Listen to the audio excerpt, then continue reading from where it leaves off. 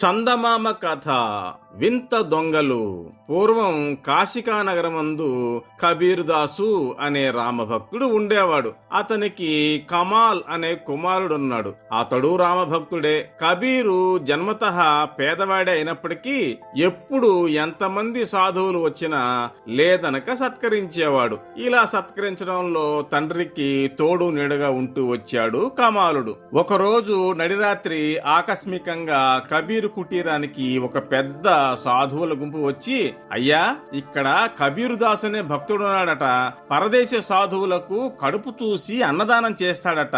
వారి ఇల్లు ఎక్కడో కాస్తంత చెప్పండయ్యా అంటూ అరిచారు. అప్పుడు గుమ్మంలోనే నిలబడి ఉన్న కబీరుదాసు వారిని చూసి జాలిపడి, అయ్యా, మీరు చెప్పిన ఆ కబీర్ను నేనే, దయచేయండి అని చెప్పి వారిని కూర్చోబెట్టి లోపలికి వెళ్ళాడు. నిద్రలో ఉన్న భార్య సుందరాదేవిని లేపి, ఇంతమంది సాధువులు హఠాత్తుగా వచ్చారే, ఏమిటి గత్యంతరం అని అడిగాడు. అందుకు సుందరాదేవి, నాథ, ఇది పరమేశ్వరుడు మనకు పెట్టిన పరీక్ష తప్ప వేరు కాదు. మీరేమీ ఆత్రపడకండి. ఇటువంటి అవసరంలో అప్పు చేసి అయినా దొంగతనం చేసి అయినా సరే ధనం ఆర్జించి భగవతారాధన చేయొచ్చంటారు పెద్దలు. దీనివల్ల మనకేమీ పాపం చుట్టుకోదు అని సలహా చెప్పింది. కమాల్ కూడా ఈ మాట అందుకొని దొంగతనం చేసి అయినా సాధు సంతర్పణ చేయవలసిందే అని తండ్రిని ప్రోత్సహించాడు. ఇష్టమున్నా లేకున్నా కబీరుకు ఈ పని తప్పింది కాదు. భగవంతుడి మీద భారం వేసి పెద్ద వీధి మనలో ఉండే వర్తకుడింటికి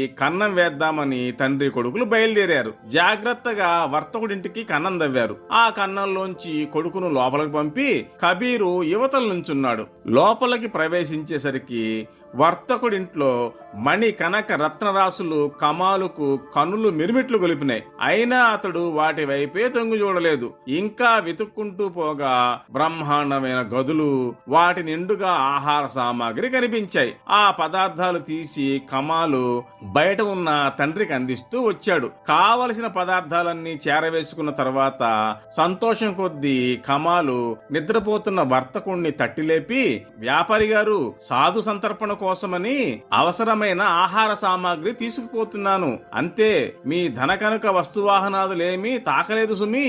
ఈ మాట చెప్పిపోదామని లేపాను. నిద్రపాడు చేశానని మరేమీ అనుకోకు అనేసి బిరబిర కన్నంలో దూరిపోబోయాడు. ఈ మాటలకు చేష్టలకు వ్యాపారి అబ్బురపడి పిల్లవాడి వెంట పడ్డాడు. కన్నంలో దూరిపోతూ ఉన్న కమాల్ కాళ్ళు రెండు గట్టిగా పట్టి వెనక్కి లాగాడు. ఇది చూసి అవతల ఉన్న కబీరు కొడుకు తల పట్టుకొని తన వైపు లాక్కోబోయాడు. అప్పుడు కమాలు, నాన్న, ఇక లాభం లేదు. నేనెవరో గుర్తు తెలియకుండా నా తల నరికి పట్టుకుపో అన్నాడు. అయ్యో, ఎంత పరిస్థితి వచ్చిందో భగవంతుడా అని విచారిస్తూ కబీరు కొడుకు తల తెగవేసి ఆ తలని సంకలో పెట్టుకుని పరిగెత్తాడు. ఇంటికి చేరుకొని భార్యకు ధైర్యం చెప్పి దొంగిలించి తెచ్చిన పదార్థాలతో గబగబా వంటలు చేయించాడు. సాధు సత్తములను పిలిచి వరుసగా కూర్చోబెట్టి వడ్డించి, అయ్యా, ఆలస్యమైనందుకు క్షమించండి, దాసుణ్ణి అనుగ్రహించండి అంటూ చేతులు జోడించి నిలబడ్డాడు. ఇక్కడి సంగతులు ఇట్లా ఉండగా అక్కడ ఏం జరిగిందంటే,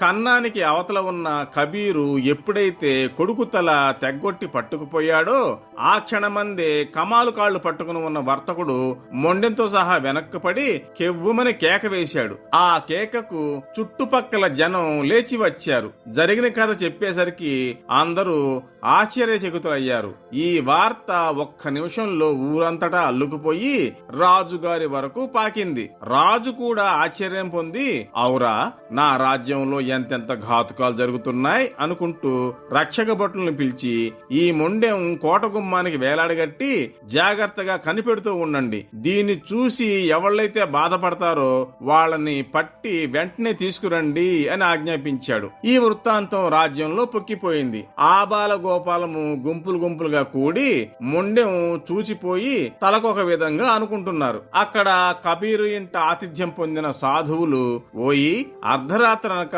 అపరాత్రనక నీవు ఎంతో ఆదరంతో మమ్మల్ని సత్కరించినందుకు చాలా సంతోషమైంది. నీవు వండి వడ్డించిన మృష్టాన్నాలతో సంతృష్టి చెందాము. భగవంతుడి కృపాకటాక్షం వల్ల నీ కోరికలన్నీ సిద్ధించుగాక అంటూ ఆశీర్వదించారు. ఉన్నట్టే ఉండి ఆ సాధువుల గుంపునకు పెద్ద అయిన ఒక సన్యాసి, అన్నట్టు మరిచాం, మీ కుర్రవాడేడి అని అడిగాడు. అందుకు కబీరు ఏదో ఒక ముక్క అస్తవ్యస్తంగా చెప్పి తప్పించుకో చూశాడు. ఇంతలో వారు నగర ద్వారం వద్దకు చేరుకునేసరికి అక్కడ మూగి ఉన్న జన సమూహము, వారు చేసే సందడి కంటబడింది. అప్పుడు సాధువుల పెద్ద వారి వల్ల సంగతి అంతా తెలుసుకుని ఆశ్చర్యపడి, అయ్యయ్యో ఎంత అన్యాయం, ఏ దుర్మార్గుడు ఇంత పని చేశాడో.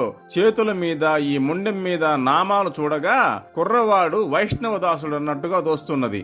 బట్టకట్టు చూస్తే మహమ్మదీయుడి తీరుగా ఉన్నది. ఇటువంటి సాత్వికుడు దొంగతనానికి పోయి నరకుడు పడ్డాడంటే ఇది తండ్రి కొడుకుల మధ్యనే జరిగిందని తోస్తున్నది అంటూ విచారింపసాగాడు. ఈ మాటకు కబీరు ఉలిక్కిపడి, అయ్యా, మహమ్మదీయుడైతేనేమి వైష్ణవుడైతేనేమి పరోపకారం కోసం ప్రాణాలర్పించాడు కనుక వాని జన్మ సఫలమే అయింది కదా అన్నాడు.